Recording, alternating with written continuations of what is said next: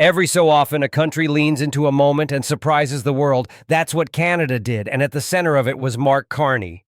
In Johannesburg, at the G20 Summit, Carney stood on the global stage, not as a politician trading talking points, but as a seasoned leader synthesizing finance, climate, and geopolitics into a compelling vision.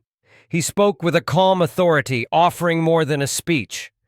He offered a roadmap for resilience, a new narrative for Canada, and for global cooperation. It's been over a decade that we've realized that past is not prologue with respect to climate change. In other words, the tail risks of yesterday become the central scenarios of today. Tipping points are now being realized. And I want to give an example.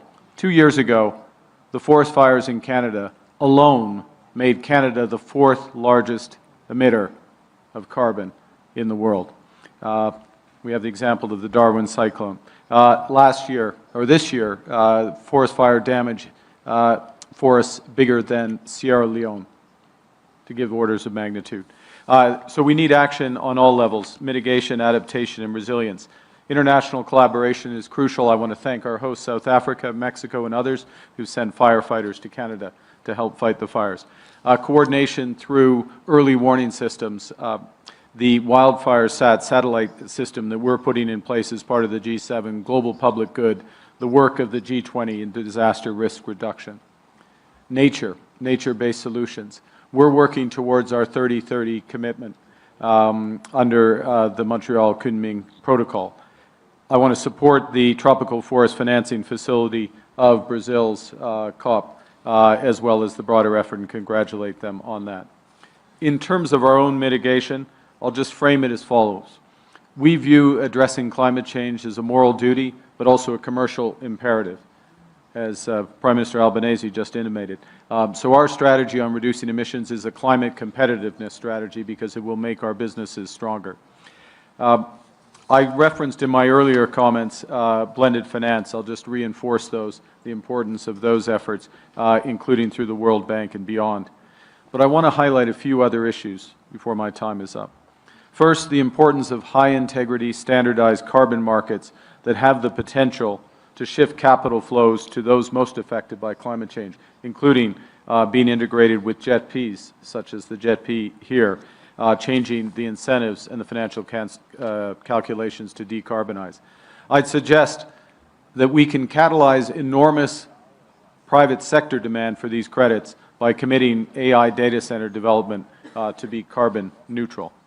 We need a price on carbon. I salute my neighbor, the European Union, in pricing carbon and putting in place a CBAM. He began by naming the crises that define our age: economic fragility, fractured politics, climate shocks, and he did so with a clarity that only comes from deep experience. Carney didn't stumble over his lines. He spoke deliberately, confidently. He addressed not just Canada's role, but humanity's shared vulnerabilities. He called out conflict, backed Ukraine, condemned war in Sudan, and reminded everyone that peace is not just a moral imperative, but a foundation for economic stability. But the heart of his message was climate change. Carney framed it not as a political slogan, but as a systemic economic risk. He argued that what were once considered tail risks, looming disasters at the fringes, are now becoming central scenarios. Forest fires, cyclones, chronic disasters, they are no longer remote threats, but forces reshaping GDP, supply chains, and global financial flows. 2 years ago, wildfires made Canada one of the world's largest carbon emitters. That is not distant ecology, that is real economics. Carney's analysis bridged science, finance, and national strategy. He insisted that climate risk is investment risk, that failing infrastructure will cost governments dearly, and that supply chains exposed to climate shocks jeopardize economic competitiveness. He proposed that investing in resilience is not a luxury, but a commercial imperative. Early adaptation, robust energy systems, better disaster insurance, all of these, he said, are far cheaper than paying the price after disaster strikes. In his view, financing resilience requires both innovation and high standards. He called for international collaboration, especially on carbon markets, standardized, transparent, high-integrity systems that would shift private capital toward vulnerable countries. He argued for carbon pricing and paid tribute to fellow nations, putting a cost on carbon, starting to align incentives around decarbonization. He even proposed tethering AI data center development to carbon neutrality, to channel private sector demand toward clean practices. Another remarkably powerful moment came when Carney spoke of Jamaica. The country had borne the hit of a devastating hurricane whose economic cost equaled about 40% of its GDP. He used that stark statistic not to sensationalize, but to emphasize a profound truth. Resilience isn't charitable, it's essential.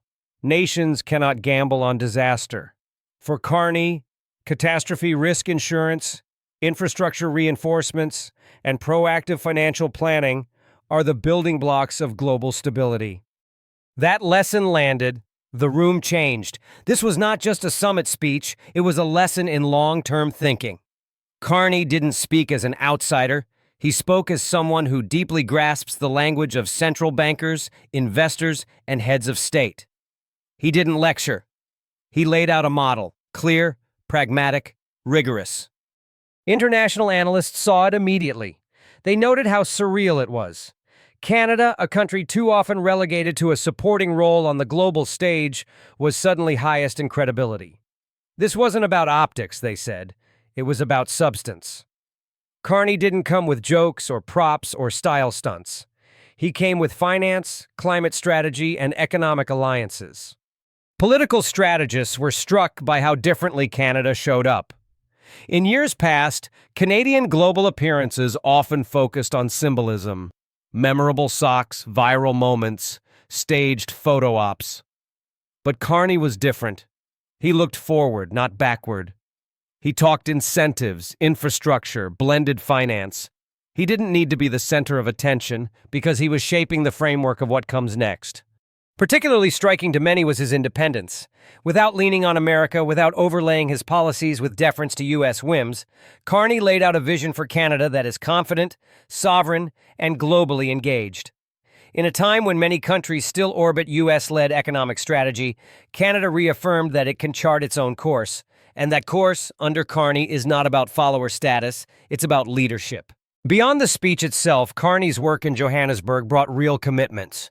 He and his team announced deeper ties with South Africa, including a possible foreign investment promotion and protection agreement. They finalized a nuclear cooperation deal to support clean energy collaboration. He revealed that FinDev Canada will open a regional office in Cape Town next year, accelerating private sector-led investments in infrastructure. He also laid out a plan for massive investment. Over the next 5 years, Canada aims to unleash $1 trillion in capital into areas like clean energy, critical minerals, AI, advanced manufacturing, and agri-food. This isn't wishful thinking. It's a vision anchored in deal-making, partnerships, and a reimagined economic strategy. Partnerships weren't limited to Africa. On the margins of the summit, Carney met with the European Commission's president and the Prime Minister of Vietnam. They agreed to explore deeper integration between the EU and the Comprehensive and Progressive Agreement for Trans-Pacific Partnership, CPPP. That could redefine supply chains, diversify trade, and scale investment across continents. Under his leadership, Canada also pledged practical help to developing economies. Tens of millions will flow to climate adaptation projects, resilient infrastructure for South African cities, risk reduction in disaster-prone regions, training in green skills for youth, especially women-led small businesses. Insurance gaps are being addressed too. The G20 finance communiques explicitly endorse measures to close natural catastrophe insurance protection gaps. That's not just messaging, this is follow-through. The G20 Sustainable Finance Roadmap, endorsed under the South African presidency, emphasizes scaling blended finance, improving infrastructure de-risking, and building an investable pipeline of cross-border projects. Carbon markets are part of that roadmap too. Leaders committed to developing a common carbon credit data model to improve transparency, integrity, and interoperability. To understand why Carney's framing matters, you have to step back into his earlier life. Even in his time as a central banker and UN envoy, he warned that climate is the tragedy of the horizon. The real threat lies in long-term risks that markets and politics often ignore.